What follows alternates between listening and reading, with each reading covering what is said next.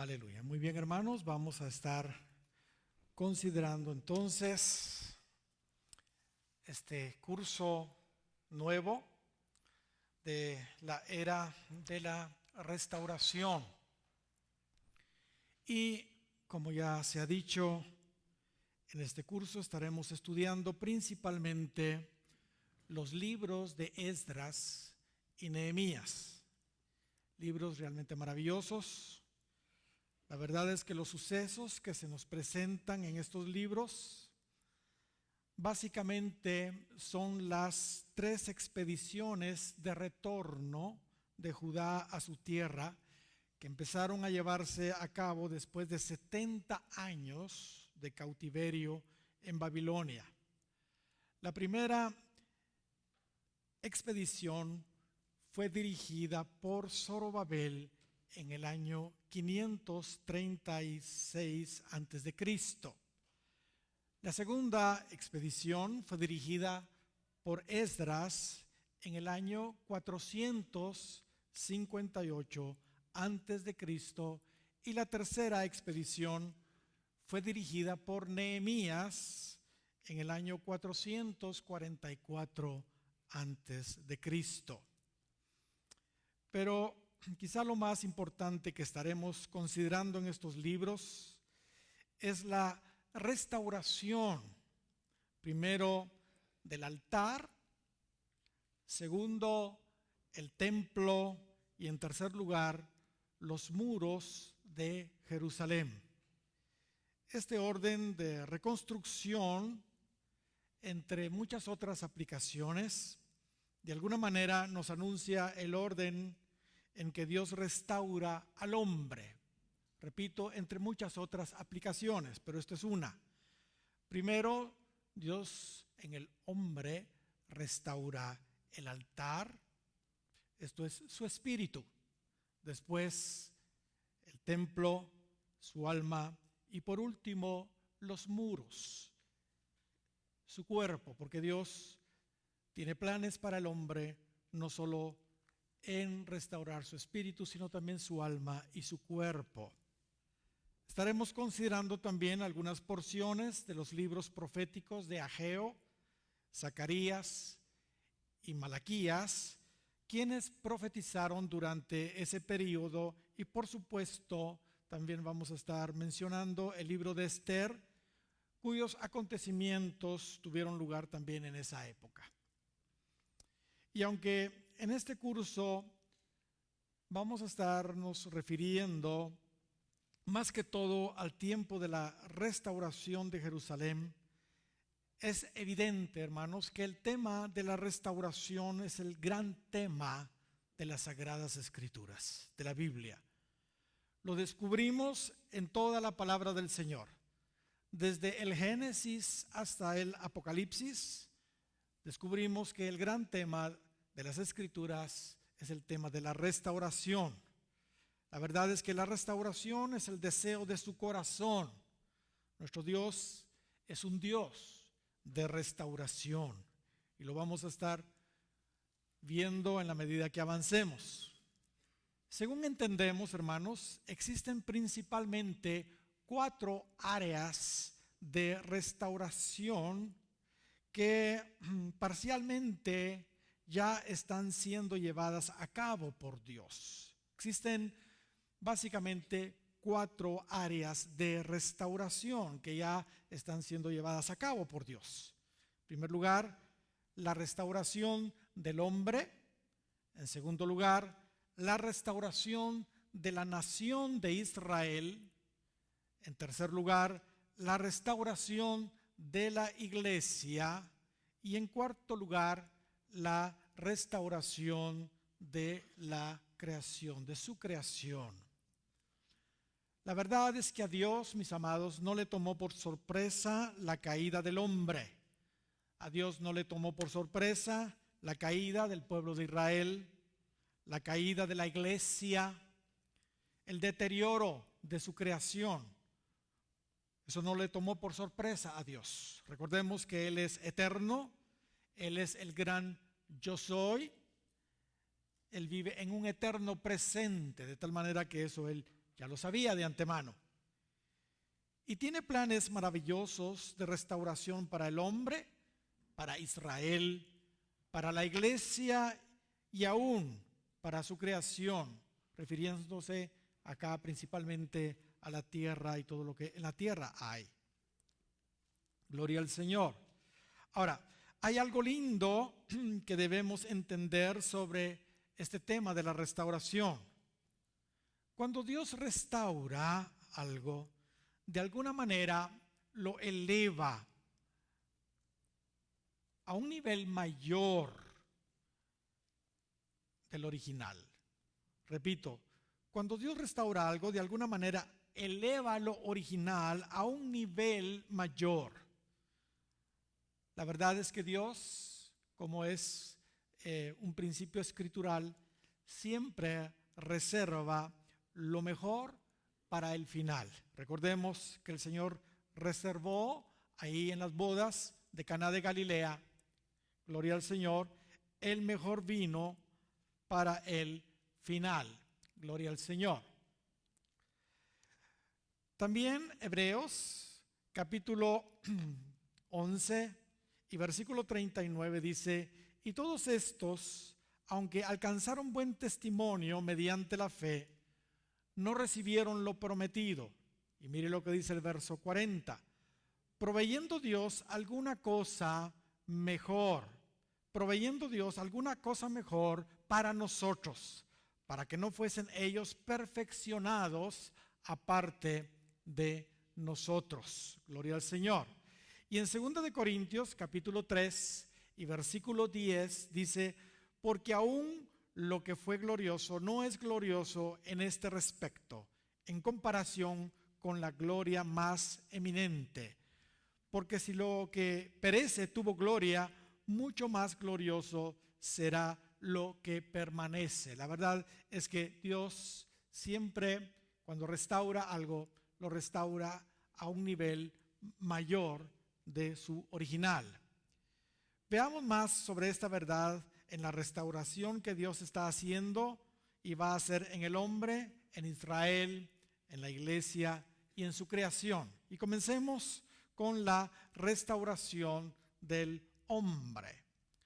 El hombre, como todos sabemos, Adán fue creado a la imagen y semejanza de Dios. Eso es claro en Génesis capítulo 1, versículos 26 y 27. Ahí dice: hagamos al hombre a nuestra imagen, conforme a nuestra semejanza. Y en el verso 2:27 dice: y creó Dios al hombre a su imagen, a imagen de Dios lo creó, varón y hembra los creó. Y como sabemos, el hombre cayó. Sin embargo, su plan es que el hombre sea nuevamente conformado a la imagen y semejanza de Dios. Ahora, el plan, hermanos, de nuestro Dios no es restaurar al hombre a la imagen del primer Adán, sino el plan de Dios es restaurar al hombre a la imagen del segundo Adán, como acabamos de mencionar. Y es que hubo una diferencia, hermanos, considerable entre el primero y el segundo Adán, entre Adán y Cristo, pues. El primer Adán, hermanos, fue inocente, mientras que el segundo Adán es santo. La inocencia, aunque es algo maravilloso, es menor a la santidad. La inocencia debe ser probada para alcanzar santidad. Adán fue probado, tuvo la oportunidad de alcanzar santidad, escogiendo el bien y rechazando el mal, pero no pasó la prueba, como todos sabemos. Él escogió a Eva antes que al Señor. Sin embargo, el segundo Adán, dice Hebreos capítulo 4 y versículo 15, que fue tentado, probado en todo, pero sin pecado. Él sí, entonces, pasó la prueba. Él es santo. Así que Dios quiere restaurar al hombre, pero no al nivel del primer Adán, sino al nivel del segundo Adán, porque Dios siempre restaura a un nivel mayor. Gloria al Señor. El hombre entonces no será restaurado a lo que Adán perdió, sino a lo que el segundo Adán consiguió. Romanos capítulo 8 y versículo 29 dice: porque a los que antes conoció, también los predestinó para que fuesen hechos conformes a la imagen de su Hijo. Notemos, conformes a la imagen de su Hijo, para que Él sea el primogénito entre muchos hermanos. Por supuesto, aquí se descubre que no todos alcanzarán esa restauración, solamente aquellos que Él vio en su presencia, hermanos, que le reconocerían y estaban dispuestos a someterse a ese proceso. Entonces los predestinó, los llamó, los justificó, los glorificó, como dice el verso 30 de ese capítulo 8 de Romanos. ¿Sabe? El apóstol Pablo nos dice que antes de la venida del Señor, el hombre alcanzará la restauración en su ser trino, en su ser tripartito, en su espíritu, en su alma y en su cuerpo.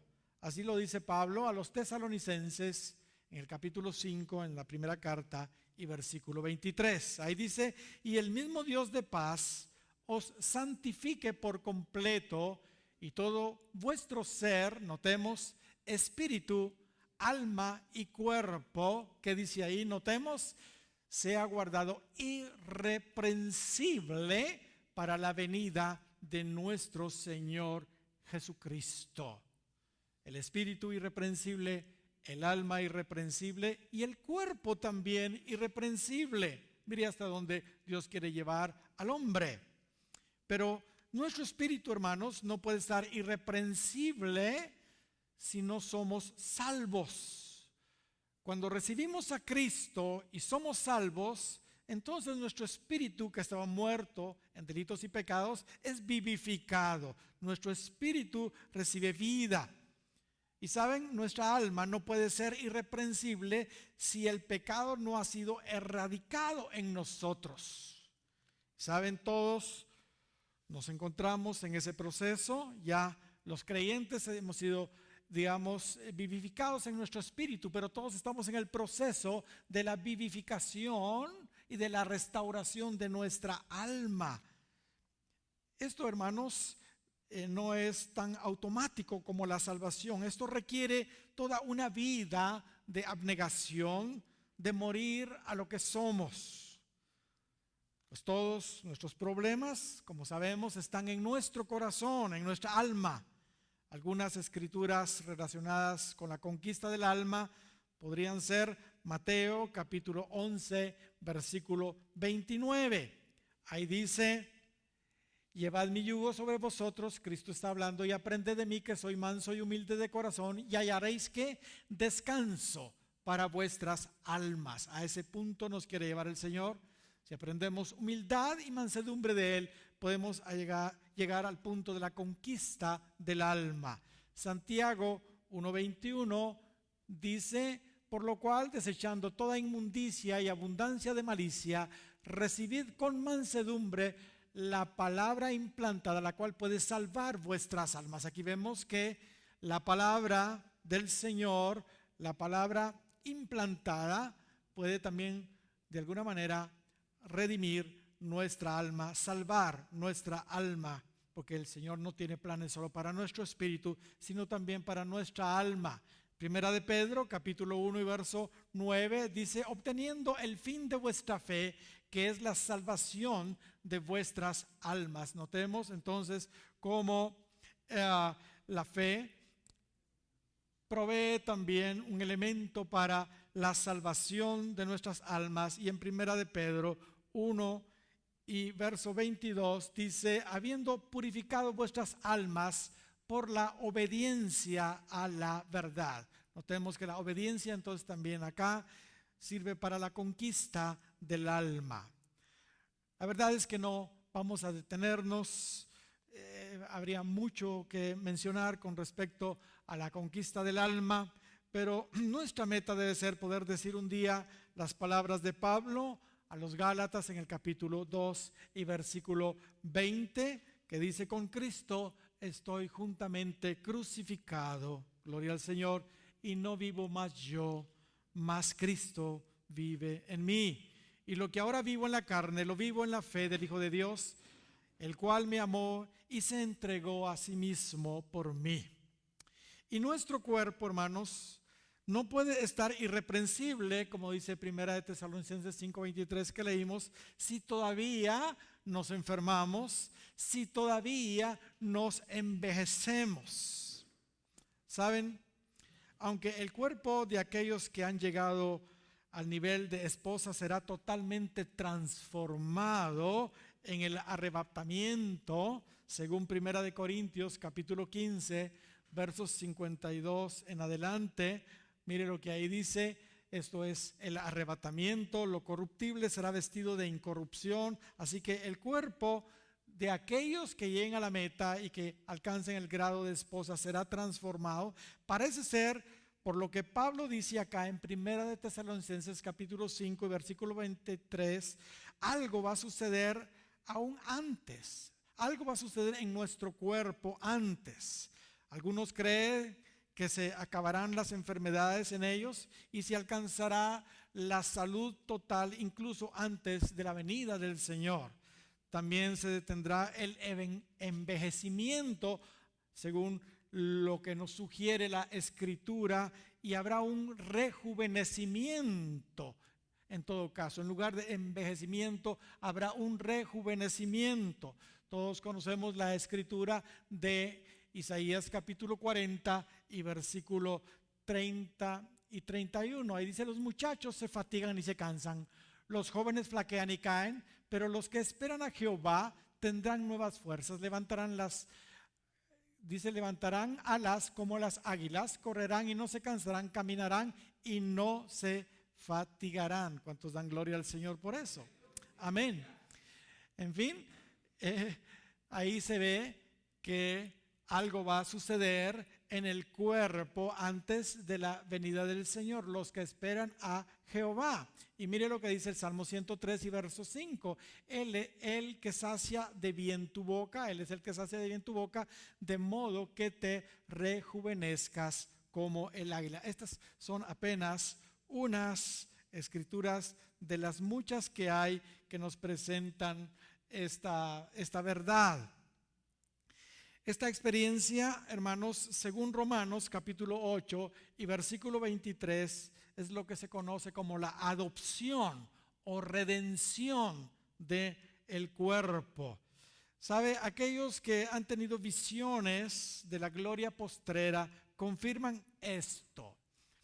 Ellos han visto a los vencedores, ellos han visto al hijo varón y a la esposa haciendo la obra de Dios con mucha salud y con mucho vigor durante ese avivamiento, durante esa gloria postrera. En la Biblia hay ejemplos de este tipo de experiencias.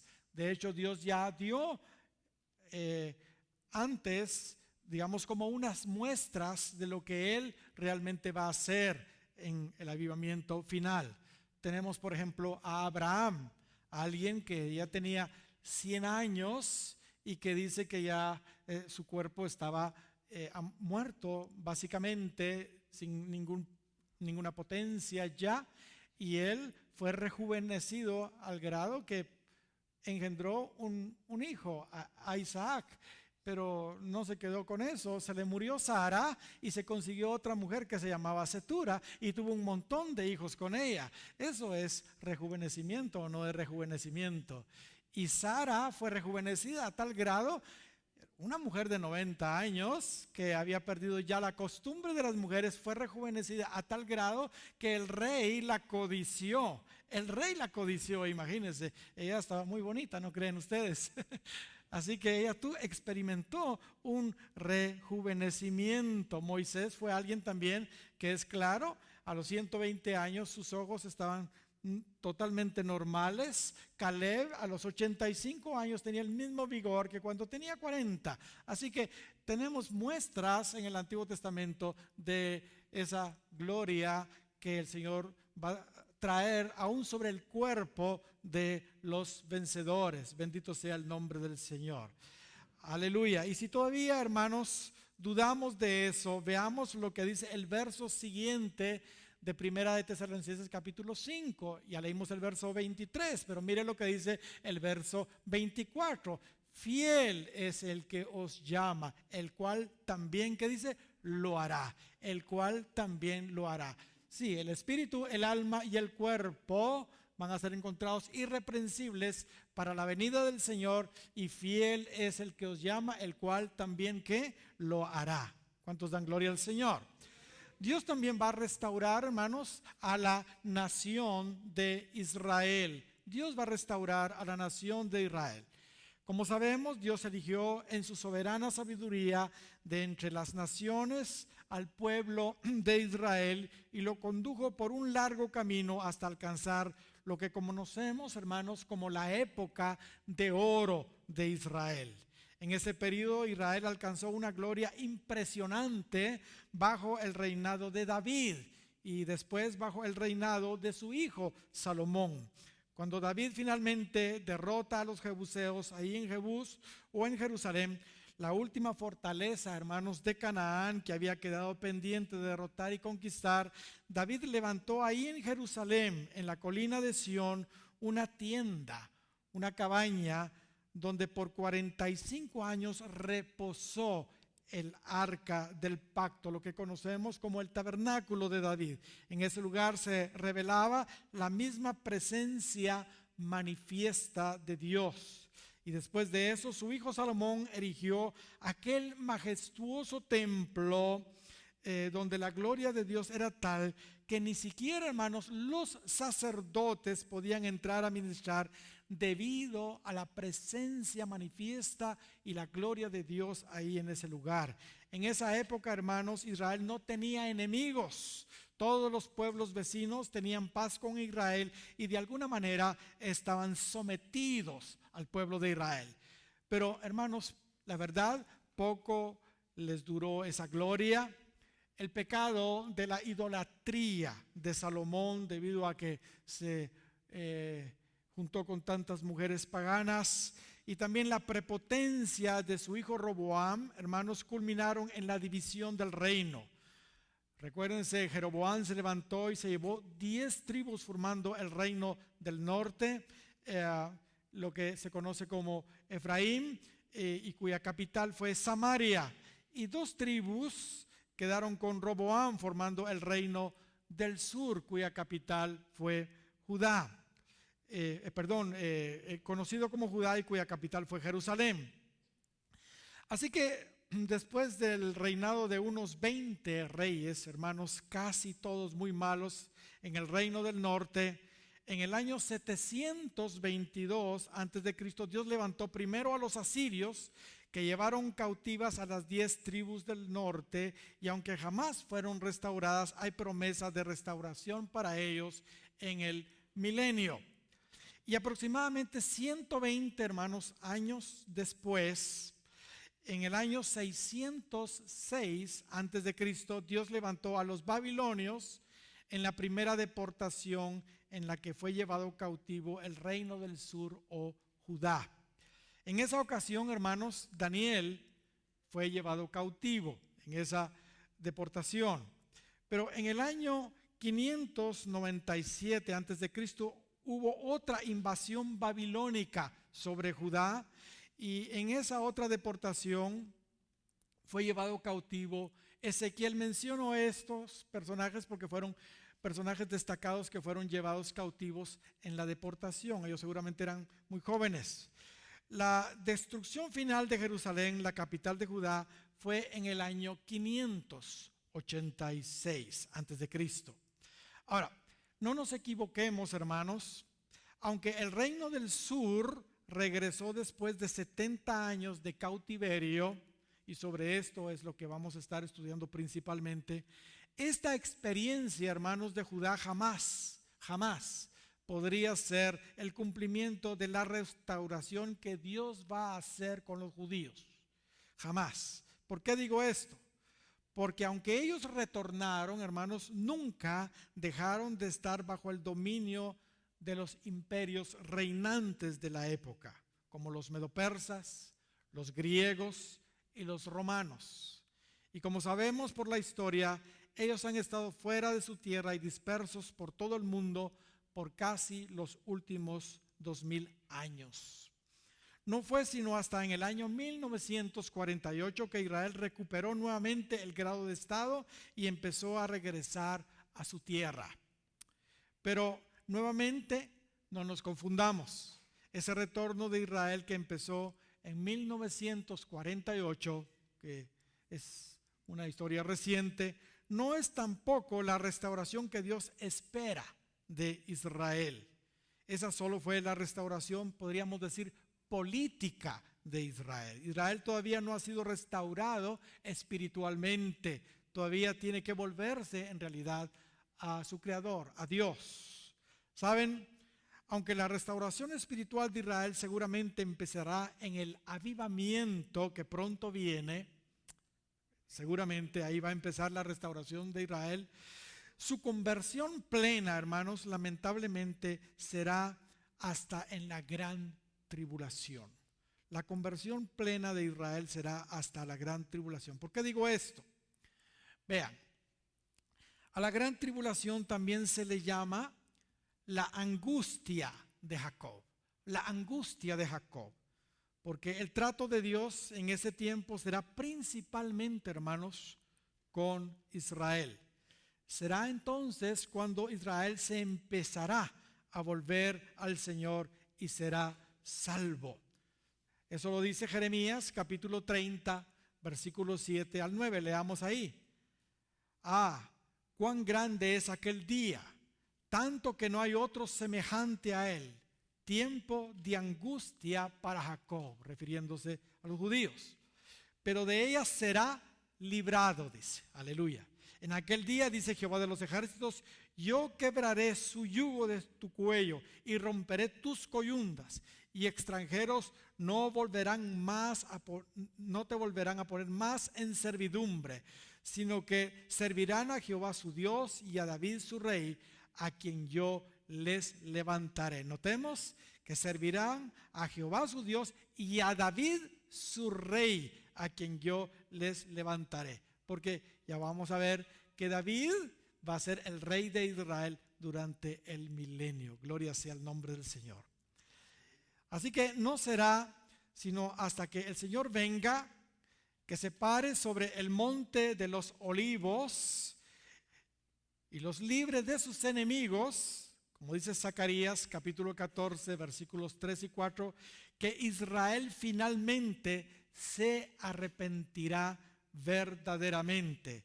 Dice Zacarías capítulo 13 y versículo 6, que cuando esto suceda, Israel le preguntará al Señor, ¿qué heridas son estas en tus manos?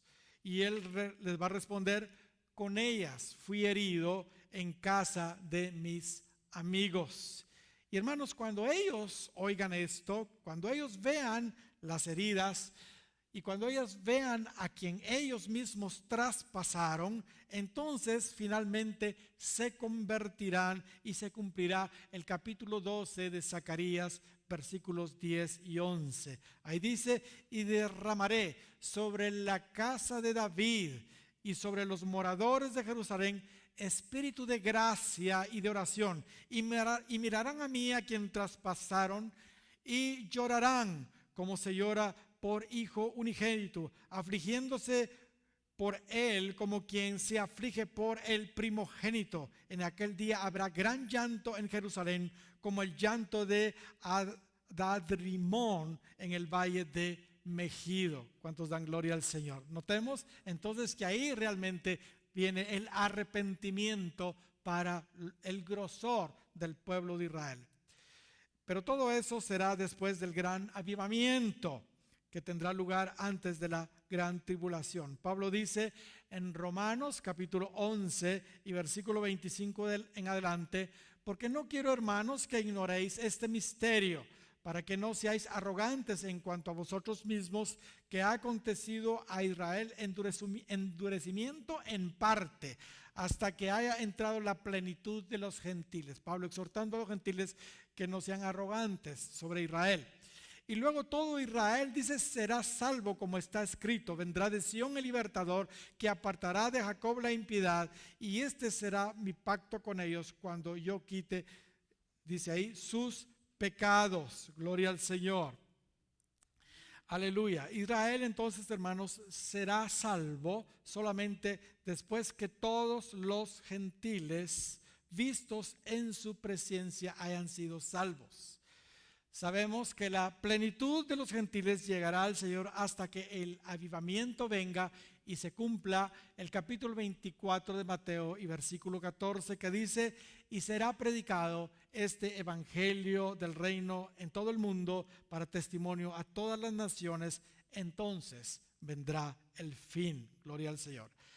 Así que aunque algunos judíos, hermanos, ya se están convirtiendo y ya están reconociendo al Señor como su Mesías, y aunque seguramente muchos judíos también conocerán al Señor durante el avivamiento, en realidad la mayoría, el grosor del pueblo principalmente le conocerá durante la gran tribulación y especialmente durante su venida, cuando el Señor venga y los libre de sus enemigos.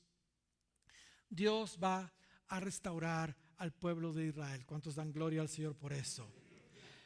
La gran mayoría, hermanos, de promesas preciosas que vemos en la Biblia para el pueblo de Israel, ¿sabe una cosa? Tendrán su cumplimiento total en el milenio. Tendrán su cumplimiento total en el milenio, cuando David sea el rey, el gobernador de Israel. El mundo entero que pase o nazca a la dispensación milenial verá a Israel totalmente restaurado, hermanos, en toda su gloria. Y la gloria que Israel obtendrá en el milenio será, hermanos, como ya explicamos, mayor a la que tuvo en su época de oro, incluso cuando David fue rey y cuando Salomón fue rey. Las condiciones van a ser totalmente favorables, van a ser diferentes. Cristo va a reinar sobre esta tierra y David va a ser el gobernador y rey sobre el pueblo de Israel desde Jerusalén. Gloria al Señor. Y hermanos, la promesa de Ageo, capítulo 2 y verso 9, principalmente es para ellos. La gloria postrera de esta casa será mayor que la primera, ha dicho Jehová de los ejércitos, y daré paz en este lugar, dice Jehová de los ejércitos. Hermanos, esto solo tuvo un cumplimiento parcial cuando la restauración de Judá, cuando regresaron a Jerusalén, hermanos, pero el cumplimiento total será hasta el milenio. Gloria sea el nombre del Señor. Ahí estará el templo que nos presenta Ezequiel. Habrá un templo glorioso en el milenio y esa gloria será mayor que la del templo de Salomón, sin ninguna duda. Gloria al Señor. Esto, hermanos, concuerda con las palabras de Pablo en Romanos capítulo 11 y versículo 12, donde se nos dice que si la transgresión de Israel es la riqueza del mundo, su fracaso o su defección, la riqueza de los gentiles, cuanto más su plena restauración. ¿Cuántos dan gloria al Señor? Si la transgresión y la riqueza del mundo y su defección, la riqueza de los gentiles, cuanto más su plena restauración. Aleluya. Muy bien, pero Dios también va a restaurar a su iglesia. Como sabemos, la gloria de la iglesia primitiva fue impresionante. Hubo una gloria y un poder maravilloso. Los apóstoles y líderes realmente eran santos, eran comprometidos con Dios, reflejaban el carácter, el poder de Cristo. Sin embargo, como todos sabemos, pasaron los años y en el tercer siglo aparece este personaje Constantino, y él de alguna manera legalizó el cristianismo y fusionó la iglesia con el Estado romano en el tercer siglo después de Cristo. La iglesia entró en lo que conocemos la época del oscurantismo por unos 1200 años. Sin embargo, desde hace, hermanos, aproximadamente unos 500 años, Dios empezó el proceso de restauración de su iglesia. Como sabemos por las Escrituras, Dios se ha propuesto restaurar a su iglesia a una gloria mayor que la iglesia primitiva. Y Él lo va a lograr. Efesios capítulo 5 y versículo 25 al 27 se nos muestra eso. Ahí dice: maridos, amad a vuestras mujeres, así como Cristo amó a la iglesia y se entregó a sí mismo por ella, para santificarla, habiéndola purificado en el lavamiento del agua por la palabra. Pero dice el verso 27, a fin de presentársela a sí mismo una iglesia gloriosa, que no tuviese mancha, ni arruga, ni cosa semejante, sino que fuese santa y sin mancha. Esta escritura nos revela claramente que el nivel de gloria, de pureza, de unidad, de santidad, de perfección que la iglesia va a alcanzar, no la tuvo la iglesia primitiva. La iglesia, mis hermanos, alcanzará una gloria mayor que la que alcanzó la iglesia primitiva. Cristo dijo en Juan capítulo 14 y versículo 12, de cierto os digo, el que en mí cree las obras que yo hago, él también las hará, y aún mayores hará, porque yo voy al Padre. Esta es una palabra profética para la iglesia en estos tiempos finales. ¿Cuántos dan gloria al Señor? Y por supuesto, cuando hablo que Dios va a restaurar, hermanos, a su iglesia, me refiero a todo aquello que la iglesia es, a todo aquello que la iglesia cree, a todo aquello que la iglesia practica, el culto verdadero, los ministerios, el servicio, la santidad, el mover del Espíritu Santo, los dones, la palabra, la doctrina pura, la alabanza, la adoración genuinas, etcétera, etcétera. Todos los elementos implícitos en la palabra iglesia según Dios. El Señor lo va a hacer, lo va a restaurar de una forma mucho mayor que como fue en la iglesia primitiva. Y por último, Dios también va a restaurar su creación. Dios va a restaurar su creación. Como sabemos, hermanos, nuestra tierra está constantemente siendo contaminada y siendo destruida por el mismo hombre. Sabe, miles y miles de ejemplares, tanto de la fauna como de la flora, han sido extintas por la incontrolada deforestación, contaminación ambiental y por supuesto, hermanos, esto no para. Según los científicos, el ritmo actual de extinción de especies es alrededor de 10 formas de vida, tanto animal como vegetal, diarias. 10 formas de vida, tanto animal como vegetal, y hongos diarias de sobre la faz de la tierra. Eso representa 3.650 especies al año. Gracias a Dios por lo que están haciendo los ecologistas, lo que están haciendo los ambientalistas. Sin embargo, es claro que no han podido hacer mucho. Esto es indetenible. Pero hay buenas noticias. Dios se ha propuesto restaurar su creación, que según el apóstol Pablo actualmente está gimiendo para que esto suceda. Romanos capítulo 8, versículo 19 en adelante dice: que toda la creación de Dios está esperando con impaciencia el momento en que Dios muestre al mundo quiénes son sus hijos.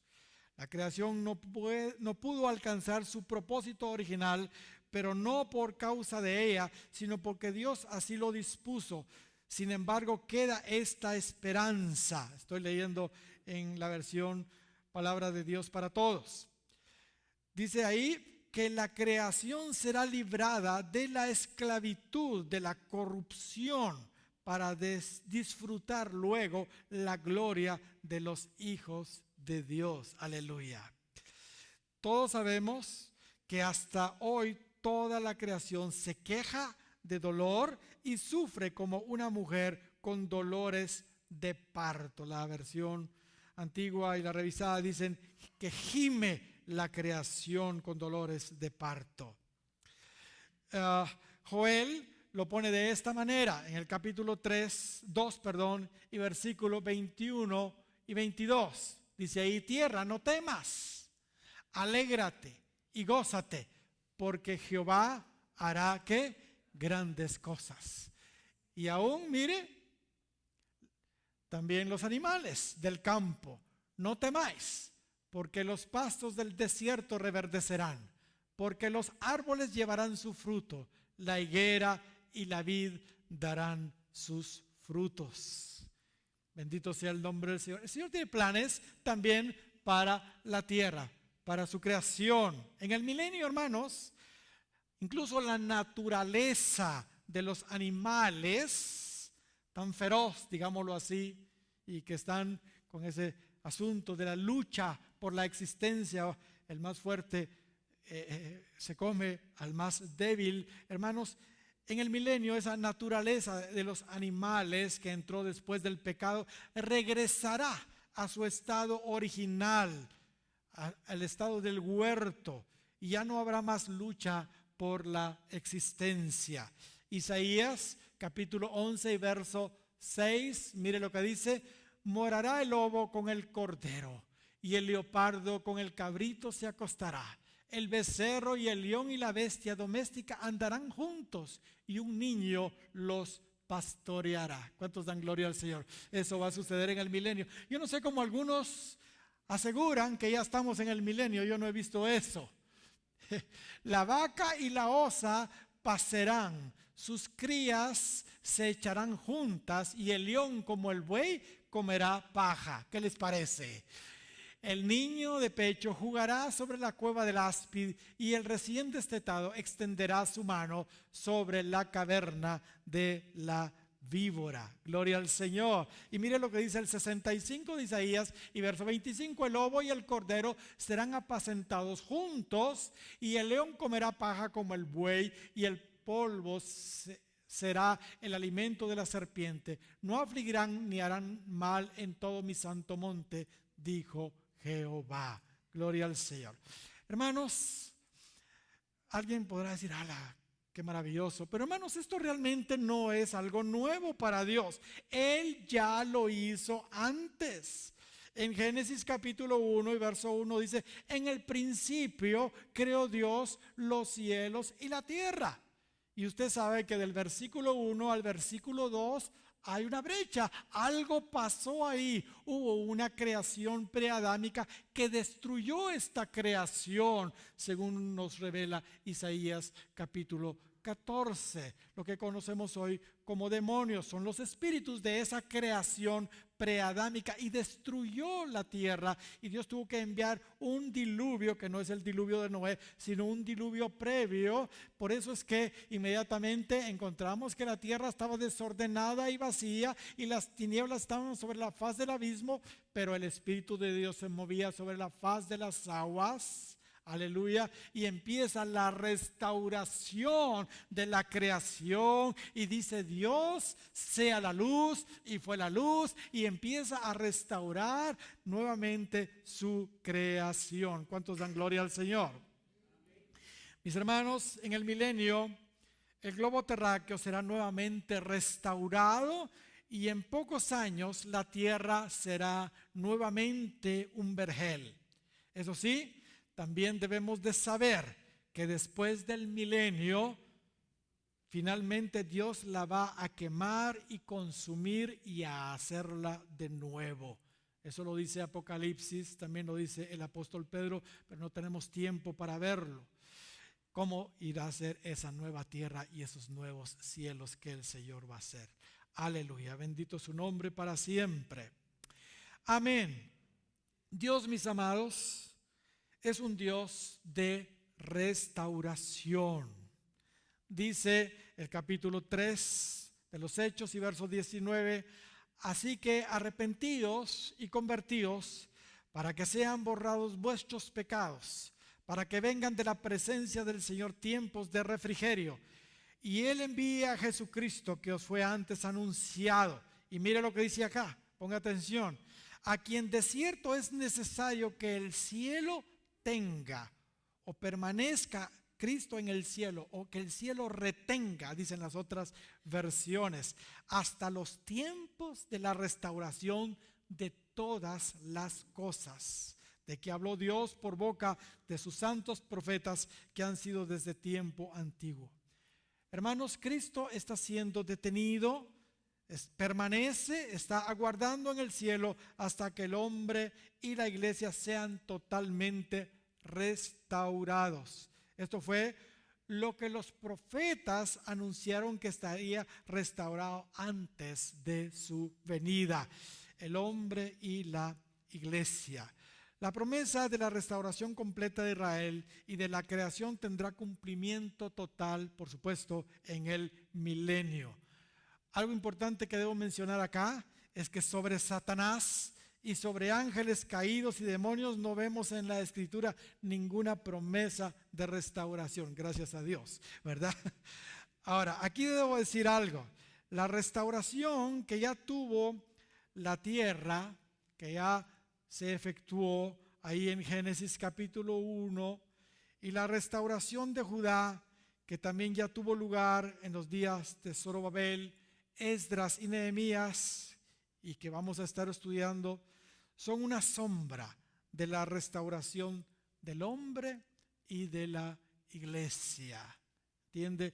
La restauración de la creación que ya tuvo lugar, la restauración de Judá, ¿entiende? Es una sombra de la restauración del hombre y de la iglesia, como estaremos viendo. Ahí se nos muestran verdades preciosas, sobre todo el proceso de restauración espiritual que como creyentes e iglesia estamos ya experimentando, pero que esto será mayor muy pronto. ¿Qué es restauración? ¿Qué dice el diccionario? El diccionario dice que restauración es la acción y efecto de restaurar, recuperar, reparar, recobrar, volver a poner algo en el estado que antes tenía. Vuelta de una cosa al estado o circunstancia en que se encontraba antes. Eso es lo que dice el diccionario secular. Ahora, la palabra griega para restauración en el Nuevo Testamento, según el diccionario Vine, es apokatastasis. Apokatastasis, que es una palabra compuesta. Apo, de vuelta, de nuevo. Y katistemi, poner en orden. Esa es la palabra que se utiliza en Hechos capítulo 3 y versículo 21 que acabamos de leer.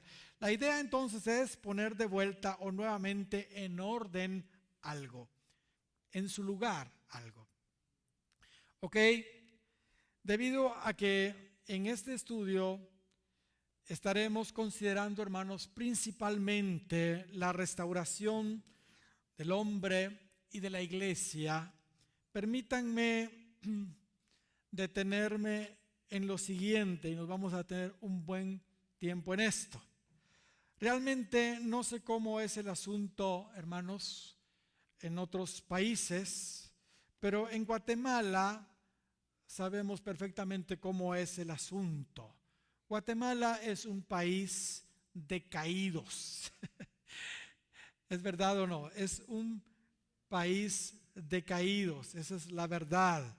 El porcentaje de personas que se han apartado del Señor es mayúsculo, es muy alto. Cuando evangelizamos y hablamos del Señor a la gente, nos damos cuenta que muchas de las personas a las que les presentamos el mensaje de salvación son personas caídas, son personas que un día fueron miembros de una iglesia y hasta líderes de alguna iglesia. Es por eso que las encuestas que se han hecho en nuestro país arrojan, por ejemplo, que un 40 o un 50% de personas son cristianas evangélicas. Pero en la realidad esto no es así.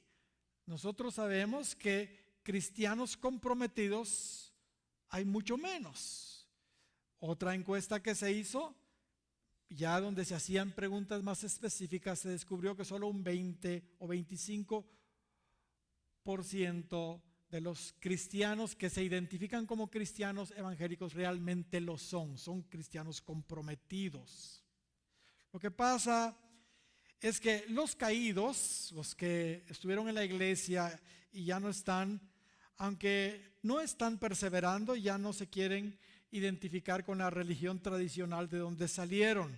Así que ellos se identifican como cristianos evangélicos, aunque no estén comprometidos con el Señor.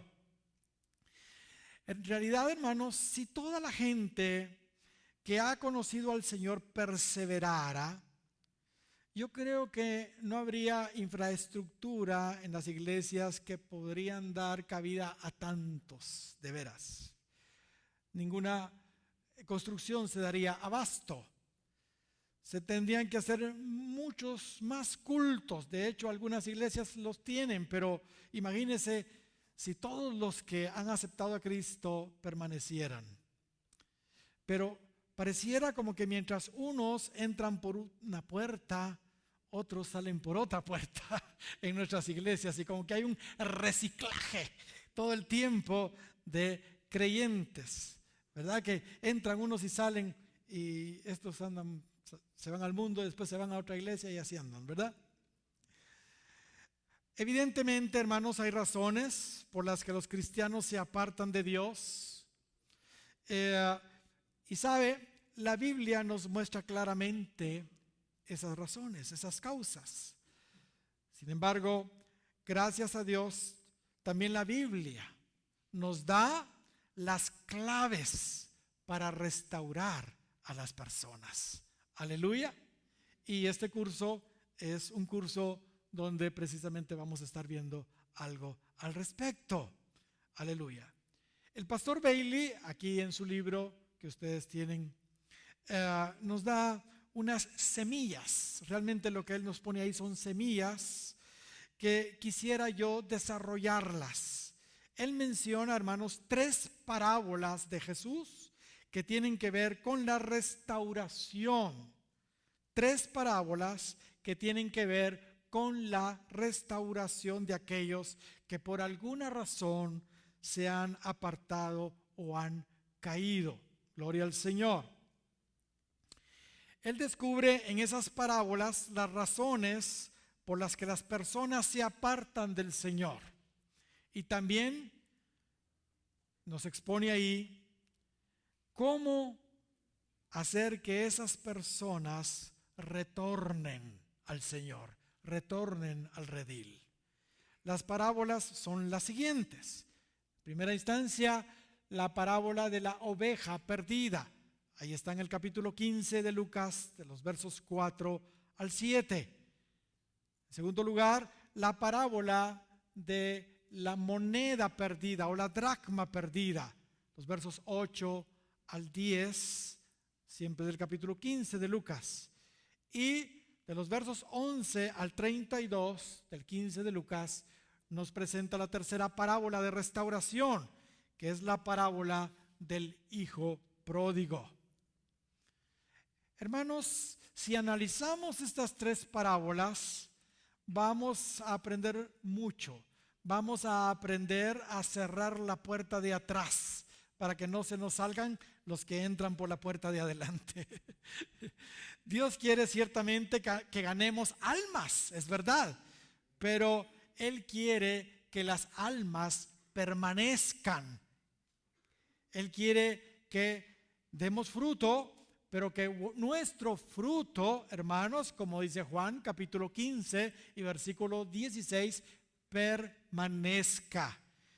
Acá en la iglesia, Dios nos guió en una oportunidad no a hacer una campaña de evangelización, sino a realizar una campaña de restauración de los caídos. Porque la verdad es que vamos a entender, en la medida que avancemos, me van a entender por qué lo hicimos. En la primera parábola de la oveja perdida, vamos a descubrir, hermanos, que la oveja se extravía, se pierde por ignorancia. Se pierde por ignorancia. Y claramente se descubre que la responsabilidad en ese caso es del pastor. Es por eso que el pastor, hermanos, deja a las 99 que están seguras y va en busca de la perdida, porque fue su responsabilidad. Se perdió por ignorancia. Ya vamos a explicar esto en su momento.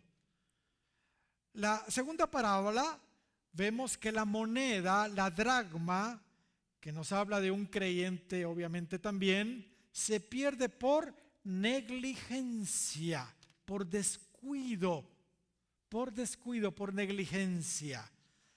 A diferencia de una oveja, hermanos, una moneda no puede perderse por sí sola. Aquí se ve claramente que la moneda se extravió por descuido, por negligencia de la mujer. Y como sabemos, con frecuencia, hermanos, en la Biblia, la mujer es comparada con la iglesia. Y en este caso, no le corresponde necesariamente al pastor ir a buscarla. Le corresponde a la misma iglesia, a la misma congregación, buscar esa vida, porque a ella se le perdió, a la mujer. Esa dracma se le perdió a ella, por culpa de ella. Amén. Y por último, en la tercera parábola, vemos que el hijo se pierde por su propia voluntad. No fue por ignorancia, no fue por negligencia. En esta oportunidad, el hijo se pierde por su propia voluntad. Él se sintió autosuficiente y sencillamente quiso irse. En casos como esos, hermanos, no le corresponde ni al pastor ni a la iglesia irlos a buscar. Solo debemos orar y esperar, confiando que vuelvan en sí y decidan algún día regresar a la casa de su padre. Amén. Veamos algo sobre la primera parábola de la oveja perdida, rápidamente. Dice el capítulo 15 de Lucas, versos 4 al 7. ¿Qué hombre de vosotros, teniendo 100 ovejas, si pierde una de ellas, no deja las 99 en el desierto y va tras la que se perdió hasta encontrarla? Y cuando la encuentra, la pone sobre sus hombros gozoso. Y al llegar a casa, reúne a sus amigos y vecinos diciéndoles: gozaos conmigo, porque he encontrado mi oveja que se había perdido. Os digo que así habrá más gozo en el cielo por un pecador que se arrepiente que por 99 justos que no necesitan de arrepentimiento. Un comentario antes de continuar. Aquí se nos sugiere que el número ideal que un pastor está en la capacidad de pastorear es 100 ovejas. Eso es lo que se nos sugiere acá. Por eso es bueno, hermanos, tener pastores adjuntos y otros ministerios adjuntos cuando las congregaciones crecen, porque aquí se nos está sugiriendo como que el número ideal que un pastor puede cubrir y pastorear son 100 ovejas. También aquí se ve que esta oveja, como dijimos ya, se le pierde al pastor. ¿Qué hombre de vosotros teniendo 100 ovejas, si pierde una de ellas? O sea, si él pierde una de ellas, dice, no deja a las 99, ¿entiende? Y va tras la que se perdió hasta encontrarla. Hermanos, como sabemos, las ovejas son bastante torpes en lo natural y muchas veces por ignorancia se extravían. Las ovejas fácilmente se descarrían. El capítulo 53 de Isaías y verso 6 dice: todos nosotros nos descarriamos como ovejas. Aquí se está diciendo que las ovejas con facilidad se descarrían. Cada cual se aparta por su camino. Las ovejas, hermanos, necesitan estar siempre cerca del pastor. Y viceversa, el pastor debe estar siempre cerca de las ovejas. ¿Por qué? Porque la función básica del pastor es guiar, es proteger y es alimentar al rebaño. Yo resumo estas tres, funciones del pastor en una sola: cuidarlas. Recuérdese usted lo que dice Lucas capítulo 10 y versículo 35. Ahí se nos está hablando del buen samaritano, que es Cristo, y seguramente el mesonero acá representa el ministerio pastoral. No vamos a leer toda esa historia, pero dice el verso 35: al día siguiente sacó 2 denarios. Tiene que ver con los 2000 años de la dispensación de la iglesia, y los dio al mesonero. Este es el pastor, diciéndole: cuídamelo. El buen samaritano recoge a este hombre y lo lleva a la iglesia, al mesón, y le dice al pastor: cuídamelo. Gloria sea al Señor. A los ancianos les dice Pedro lo siguiente, ahí en Primera de Pedro capítulo 5 y versículo 2: apacentad la grey del Señor que está entre vosotros, cuidando de ella. Esa es la función de los pastores, de los ancianos, cuidando de ella, no por la fuerza, sino voluntariamente, etcétera, etcétera. Y dice el verso 3: no como teniendo señorío sobre los que están a vuestro, ¿qué? Cuidado, siendo ejemplo de la grey. Y cuando aparezca el príncipe de los pastores, vosotros recibiréis la corona incorruptible de gloria. Entonces a los ancianos pastores se les está hablando acá de que ellos deben cuidar. Así que resumimos, la función del pastor es guiar, proteger, alimentar, en una palabra, cuidar. Indudablemente Cristo es nuestro mejor ejemplo. Él es el buen pastor. Yo soy el buen pastor, y el buen pastor su vida da por las ovejas. Y mire lo que sigue diciendo ahí acerca del buen pastor y sobre el asalariado que huye cuando ve el lobo, ¿entiende? Pero él es el buen pastor, él conoce sus ovejas y también las ovejas lo conocen a él. Cristo, mientras estuvo en esta tierra, hermanos, ejerciendo su ministerio como pastor, no se le perdió ninguna oveja, solamente el hijo de perdición, Judas. Pero no fue por ignorancia, porque Judas, hermanos, vaya si no recibió las enseñanzas de nuestro Señor. Él se fue por su propia voluntad. Yo creo que no era oveja. Amén. Ahora, Si nosotros, ahí está eso, ¿verdad? Cuando estaba con ellos en el mundo, yo los guardaba en tu nombre. A los que me diste, yo los guardé. Y ninguno de ellos se perdió, sino el hijo de perdición, para que la escritura se cumpliese. Si nosotros los pastores se nos pierde una oveja por ignorancia, hermanos, por ignorancia, nos corresponde a nosotros, los pastores, salir a buscarla. La razón es sencilla, porque de alguna manera fue nuestra responsabilidad que se hayan extraviado, que se hayan apartado. Pues dentro de nuestro trabajo está el instruir a las ovejas para que ellos no ignoren nada de lo que deben y no deben hacer. Los pastores tenemos que instruir para que no tengan ignorancia las ovejas. Si una oveja se va o se pierde por ignorante, al pastor le corresponde porque era su responsabilidad. Él tuvo que haberla enseñado bien, la tuvo que haber discipulado. Amén.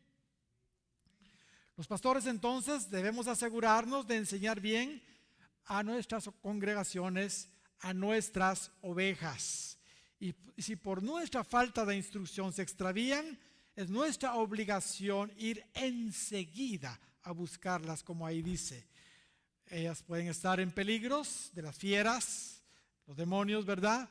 Ellos pueden enredarse ahí en el mundo, en la maleza, en fin, o pueden estar abatidas. Ellas se quedan de espaldas y no pueden darse la vuelta. Eso se llama abatimiento. Y lo peor es que la eternidad de estas ovejas está en peligro, así que tenemos que ir enseguida, dice ahí, a buscarlas. Y como dice el verso 5, al encontrarla debemos ponerla sobre nuestros hombros con gozo, ponerla sobre nuestros hombros. ¿Para qué? Para que estén cerca de nosotros. Esta cercanía de la oveja con el pastor, al estar en sus hombros, comparado con la lejanía que tuvo cuando se fue, cuando se extravió, hará que esa oveja nunca más quiera apartarse del redil y del pastor. Y así como hay gozo en la iglesia cuando alguien se arrepiente y vuelve, así también lo hay en los cielos. Aleluya. Mire lo que dice el verso 6 y 7. Y al llegar a casa reúne a sus amigos y vecinos diciéndoles: gozaos conmigo porque he encontrado mi oveja que se había perdido. Os digo que así habrá más gozo en el cielo por un pecador que se arrepiente que por 99 justos que no necesitan de arrepentimiento. Gloria al Señor. Aquí se ve claramente, hermanos, aquí se revela el corazón de Dios, el gozo en los cielos cuando alguien por ignorancia se apartó, cayó en pecado, pero fue, gloria al Señor, restaurado. Mis amados, por supuesto hay mucho más que decir sobre esta parábola y sobre todo del ministerio pastoral y la importancia de mantener bien discipulados a las ovejas, bien enseñadas a las ovejas, pero debemos continuar. Vamos a hablar ahora de la dracma perdida. Gloria al Señor. Es la segunda parábola de restauración que nos presenta acá Lucas en el capítulo 15, versos 8 al 10. Ahí dice: ¿o qué mujer que tiene 10 dracmas, si pierde una dracma, no enciende la lámpara y barre la casa y busca con diligencia hasta encontrarla? Y cuando la encuentra, reúne a sus amigas y vecinas diciendo: gozaos conmigo porque he encontrado la dracma que se había perdido. Así os digo que hay gozo delante de los ángeles de Dios por un pecador que se arrepiente. Gloria al Señor. Como ya mencionamos, mis queridos hermanos, aquí la mujer representa a la iglesia. La mujer siempre se compara con la iglesia, o más bien la iglesia se compara con mujeres en la Biblia. Y la dracma, que era una moneda de plata con un valor de aproximadamente un día y medio de trabajo, representa sin duda un miembro de la congregación que se pierde. Y aquí claramente vemos que se pierde por descuido, por negligencia de la misma iglesia, de la mujer. Notemos bien que en esta parábola se pierde, pero miren dónde se pierde. Se pierde en la misma casa. Se pierde dentro de la casa, ¿entiende? Esta alma no necesariamente se ha ido físicamente del redil como lo hizo la oveja, ¿verdad? Ni tampoco se va de la casa como lo hizo el hijo pródigo, sino esta dracma, esta alma se pierde dentro de la casa. ¿Cuántas personas, hermanos, están siendo fieles incluso en las reuniones, fieles incluso en los cultos dentro de la iglesia, y en realidad están perdidos? Están perdidos. Viven una vida doble, andan en pecado, ¿entiende? Vienen a la iglesia, pero andan mal con Dios, así de simple. Son dracmas que se han perdido dentro de la casa. Y en este caso, hermanos, la culpa no es necesariamente del pastor. En este caso, la culpa es de la mujer, de la iglesia. Esta dracma se perdió por su descuido, por su negligencia. Mis hermanos, ¿sabe? La congregación también tiene responsabilidad de las almas en la casa de Dios. Repito eso, la congregación también tiene responsabilidad de las almas en la casa de Dios.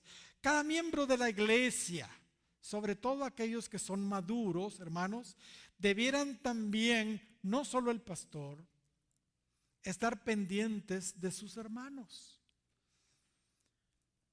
Deben de estar pendientes, poniéndole el ojo a los hermanos, sus amigos, sus familiares que van a la iglesia, y con la sabiduría y el amor de Dios debieran animar y consolar a aquellos que se están enfriando, o aquellos que están enfermos, o aquellos que se están ausentando de la iglesia, ¿entiende? Que tienen algún problema. Muchas veces, sobre todo, hermanos, en las iglesias que son numerosas, el pastor desconoce lo que está pasando dentro de la congregación. Pero la congregación no lo desconoce. Los miembros de la iglesia sí saben lo que está pasando. ¿Por qué? Porque es su amigo o su amiga, o es su mismo cónyuge, o es su hijo o es su hija, ¿entiende? Así que ellos sí saben lo que le está pasando. Y quizá están esperando que el pastor haga algo, pero el pastor simplemente no lo sabe. ¿Acaso no es verdad que a veces suceden problemas dentro de la iglesia y el último que lo sabe es el pastor? Todo el mundo ya lo sabe, menos el pastor, ¿entiende? Así que hay responsabilidad dentro de los miembros de la congregación sobre sus hermanos. El asunto aquí es que esa persona está perdido dentro de la casa, o sea, dentro de la iglesia, por negligencia, por descuido de la misma mujer, de la iglesia, de sus propios hermanos, pues. Así que en primera instancia le corresponde a la mujer, o sea, a la congregación, a la iglesia, encontrar esa dracma. Gloria al Señor. ¿Sabe? Los miembros de las congregaciones, sobre todo los antiguos, que podríamos decir que son los hermanos mayores, debieran ser guardas, debieran ser protectores de sus propios hermanos en Cristo, no solo el pastor. Que no nos pase lo que le pasó a Caín. Una vez Dios le preguntó a Caín: ¿dónde está Abel tu hermano?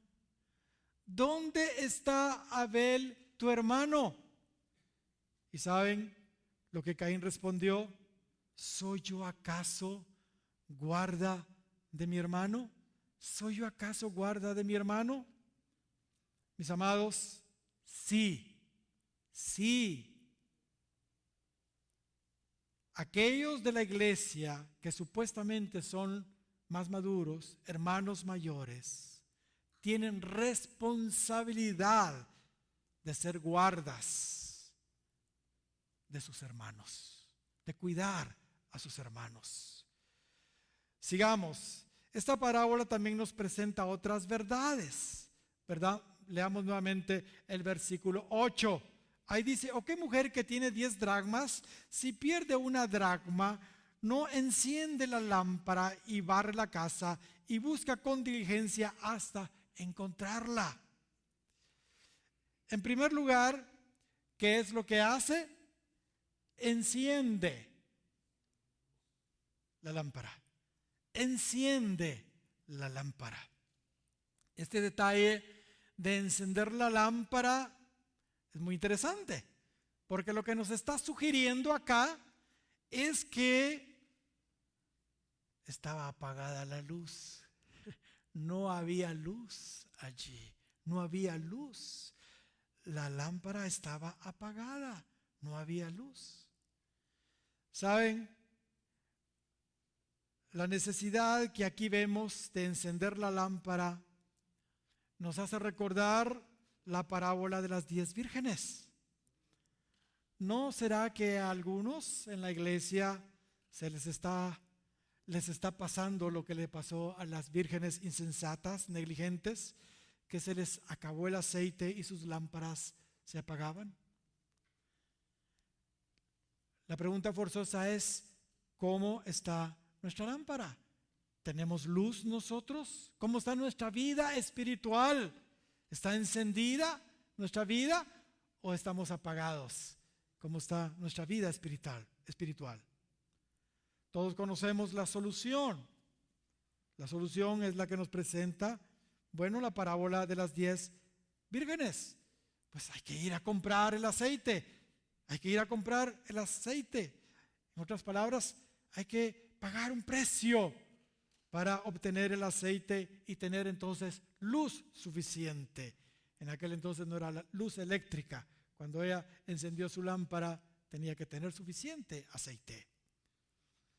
Si nuestra vida, hermanos, no está llena del aceite del Espíritu Santo, si nuestra vida no tiene la luz suficiente de su palabra, definitivamente no podrá contribuir a encontrar las dracmas perdidas.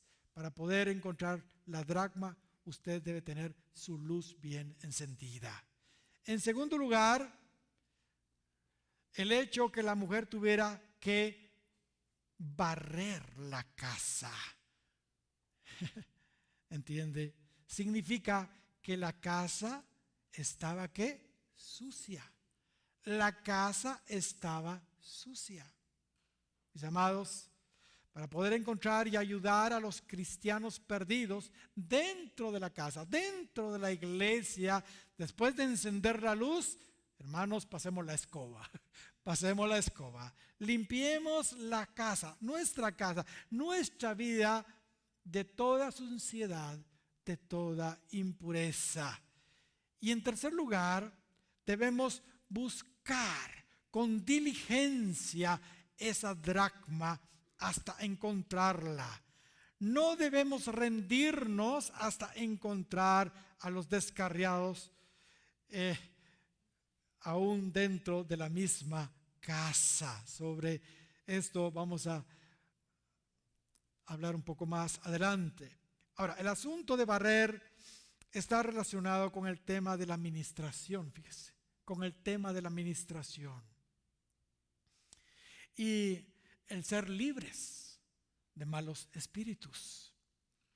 Cristo dijo en Mateo capítulo 12 y versículo 43 al 45, cuando el espíritu inmundo sale del hombre, anda por lugares secos buscando reposo y no lo halla. Entonces dice: volveré a mi casa de donde salí. Y cuando llega, la halla desocupada, barrida y adornada. Entonces va y toma consigo otros 7 espíritus peores que él, y entrados moran ahí, y el postrer estado de aquel hombre viene a ser peor que el primero. Así también acontecerá a esta mala generación.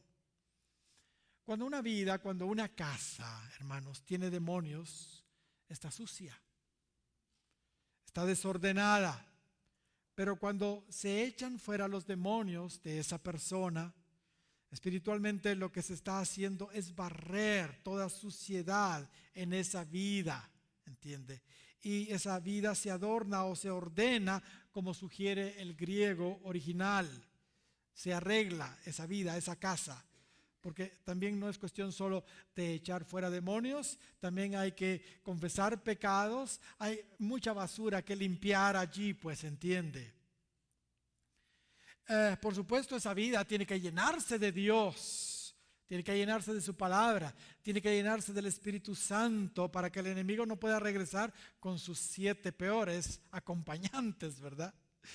Si la encuentra vacía, pues va a entrar y las postrimerías de esa persona se van a volver peores que las del principio.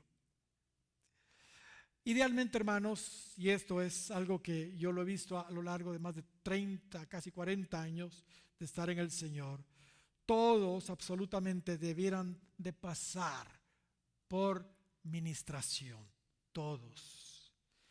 Si las vidas están limpias, hermanos, la iglesia estará limpia. Será mucho más fácil encontrar y rescatar las dracmas perdidas dentro de la iglesia cuando la iglesia está limpia y con su luz bien encendida. Amén. Gloria al Señor. Aquellos que están perdidos aún dentro de la misma iglesia. Permítanme aquí hacer un breve comentario. No nos confiemos. El hecho que estemos en la iglesia no quiere decir que no podamos perdernos dentro de la iglesia. Lo estamos viendo bien claro acá. Cuidado con esto. Muchas cosas de valor, de gran valor delante de Dios, se pierden en la casa de Dios. En la casa de Dios. Muchas cosas valiosas. ¿Saben? En los días de los reyes, el libro de la ley, hermanos, la misma palabra de Dios se había perdido en la misma casa de Dios. En la misma casa de Dios. Y fue solamente hasta que Josías empezó a limpiar y a restaurar el templo que la ley fue encontrada. Esto, por supuesto, desembocó en un gran avivamiento. Mis amados, hoy es igual. La palabra de Dios se ha perdido en su iglesia. Ya no hay palabra hoy, palabra genuina. Se ha sustituido en muchos lugares por toda clase de cosas, como conciertos musicales, como shows, toda clase de presentaciones. ¿Entienden? Y las dracmas también se han perdido ahí, ¿entiende? También se han perdido ahí. El primer amor también se puede perder. El primer amor también se puede perder. A la iglesia de Éfeso se le dice ahí en Apocalipsis capítulo 2 y versículo 4, y voy a leer en la Biblia latinoamericana 95. Ahí dice: pero tengo algo en contra tuya, y es que has perdido tu amor del principio. Tu amor del principio. Has perdido. O sea, otra cosa valiosa, el primer amor. ¿Y qué me dicen de la genuina alabanza y adoración? Juan capítulo 4 y verso 23 dice: mas la hora viene y ahora es, cuando los verdaderos adoradores adoran al Padre en espíritu y en verdad, porque también el Padre tales adoradores busca que le adoren. Si el Padre anda buscando, es porque no hay, se ha perdido la genuina adoración. Y hay otras muchas cosas valiosas que se pierden dentro de la misma casa de Dios. La ley, el primer amor, la alabanza y adoración genuinas las dracmas, las almas. Amén, gloria al Señor. Regresemos a la parábola de la dracma perdida. A estas alturas, hermanos, ya nos dimos cuenta que la obra de restauración de los perdidos dentro de la iglesia no la puede realizar cualquier persona. Para encontrar la dracma perdida es necesario primero encender nuestra lámpara para tener suficiente iluminación, o sea, tener una vida espiritual como debe ser, ¿verdad? Y tener limpia y ordenada la casa. Y también buscar, por supuesto, con diligencia. Con diligencia. Razón tenía Pablo al decir ahí en Gálatas capítulo 6 y versículo 1. Hermanos, si alguno fuere sorprendido en alguna falta, evidentemente, hermanos, aquí se está hablando de alguien dentro de la iglesia. ¿Entiende? Así que esta es una dracma que se perdió. Alguien que se perdió dentro de la iglesia fue sorprendido en una falta. Vosotros que sois espirituales. Vosotros que sois espirituales. A mí siempre me ha parecido que Pablo acá les está hablando con un poquito de ironía. Vosotros que sois espirituales. Porque usted solo tiene que leer y se va a dar cuenta que Pablo a los Gálatas les habla y les dice que son carnales. Restauradle con espíritu de mansedumbre. Pero hermanos, la verdad es clara acá. Aquí vemos que son los espirituales, los maduros, los que están con sus lámparas encendidas entonces, los que tienen su vida limpia de suciedad y ordenada, ellos son los que en realidad pueden rescatar a aquellos que se han extraviado dentro de la casa, que se han perdido dentro de la casa. Mis hermanos, la obra de restauración no es para la generalidad, no es para los carnales, es para los espirituales, es para los espirituales. ¿Por qué digo esto? Muy sencillo. Hermanos, los caídos, generalmente, los que andan mal con Dios, están heridos. Los caídos están lastimados, están amargados. ¿Entiende? Y sinceramente, los carnales no están preparados para ayudar a un caído. Si un carnal trata de restaurar, hermanos, a un caído, lo más probable es que él va a resultar también contaminado y amargado también. Porque va a ir a hablarle al caído, ¿entiende? Y ese caído le va a decir, no, si la hermana fulana, si el diácono no sé qué, se conoce todo el tejimaneje de las iglesias y todos los problemas de los hermanitos, se los conoce bien. Y el hermanito carnal va a oír todo eso y va a ser, tiene razón, ¿verdad, hermana? Ay, entonces yo tampoco ya no voy a ir a la iglesia. ¿Entiende? Es que la obra de restauración no la puede hacer, no la debe hacer un carnal. Proverbios capítulo 18, verso 19 dice que el hermano ofendido es más difícil de ganar que una ciudad fortificada, y las contiendas son como cerrojos de fortaleza. Esto lo veo yo todo el tiempo en la iglesia, hermanos. Cuando un carnal trata de ir a rescatar a una dracma perdida, hermanos, es un desastre, no funciona. Hermanos, restaurar no es tan sencillo. Construir, hermanos, es mucho más fácil que restaurar. Repito esto, construir es mucho más fácil que restaurar. Cuando Salomón edificó el templo, que dice la Biblia en Primera de Reyes capítulo 5 y versículo 4, dice la Biblia que Salomón no tenía adversarios ni mal que temer. La versión antigua dice ni mal encuentro, no tenía adversarios.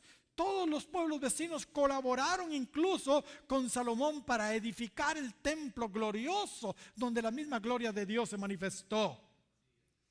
Pero ese templo fue destruido y muchos años después, cuando vienen los restauradores, ¿qué pasó? Fue fácil para ellos. El enemigo se levantó usando gente tremenda allí. Y lo vamos a estar viendo. El mismo Satanás, dice Zacarías capítulo 3 y versículo 1, estaba allí para ser adversario, para acusarle. ¿Entiende? Josué acá era el gran sacerdote que subió con Zorobabel para restaurar el templo. Pero ¿qué pasó? Satanás estaba ahí para ser adversario, utilizando a todos los enemigos de la restauración. Y eso es lo que vamos a estar estudiando. Hermanos, construir es fácil hasta cierto punto. Restaurar es muy dificultoso. Aún en el asunto de la salud física, yo tengo esta vivencia recién. Crecer, hermanos, no cuesta. Usted ni cuenta se da a qué horas usted crece y todo, ¿verdad? Y usted ya es un adulto. Pero fractúrese 2 vértebras, aplástese las vértebras como me sucedió a mí en la columna. La restauración, la reconstrucción de esas vértebras, el proceso de rehabilitación realmente es un problema. Es algo largo, es complicado, es muy difícil. La palabra restaurar que Pablo usa aquí en Gálatas 6:1 es catartizo. Y es una palabra muy interesante en el griego. Tiene que ver con ajustar, tiene que ver con reparar, tiene que ver con corregir, con unir. Y entre muchas otras aplicaciones, puede darnos la idea de un cirujano extirpando un tumor del cuerpo de una persona enferma o corrigiendo un hueso dislocado. Esto, hermanos, nos confirma que la labor de restauración es realmente una labor delicada, que definitivamente no la puede ni la debe hacer cualquier persona, no la puede hacer un carnal.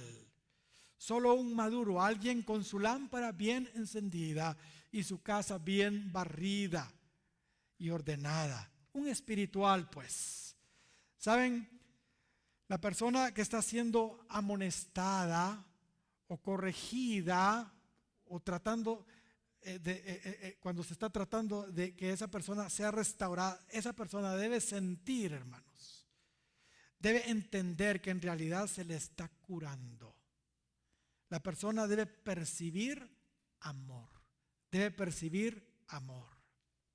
Por eso sigue diciendo el verso 2 de Gálatas 6, sobrellevad los unos las cargas de los otros y cumplid así la ley de Cristo. ¿Y cuál es la ley de Cristo? Hermanos, sin duda es el amor.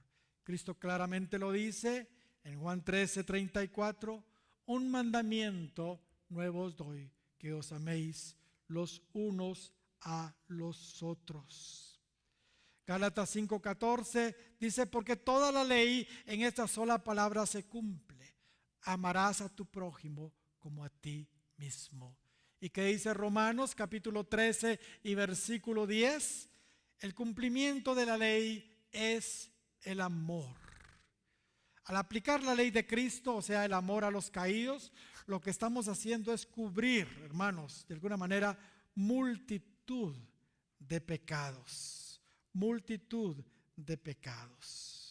Santiago capítulo 5 y versos 19 y 20 dice, hermanos, si alguno entre vosotros se ha extraviado de la verdad, Primera de Pedro 4:8, Y ante todo, tened entre vosotros ferviente amor, porque el amor cubrirá multitud de pecados. Y ahora sí, Santiago 5, 19 y 20 dice: hermanos, si alguno de entre vosotros se ha extraviado de la verdad y alguno le hace volver, sepa que el que haga volver al pecador del error y de su camino salvará de muerte un alma y cubrirá multitud de pecados. Pero hoy se está hablando de hacer volver, de restaurar. Gloria al Señor.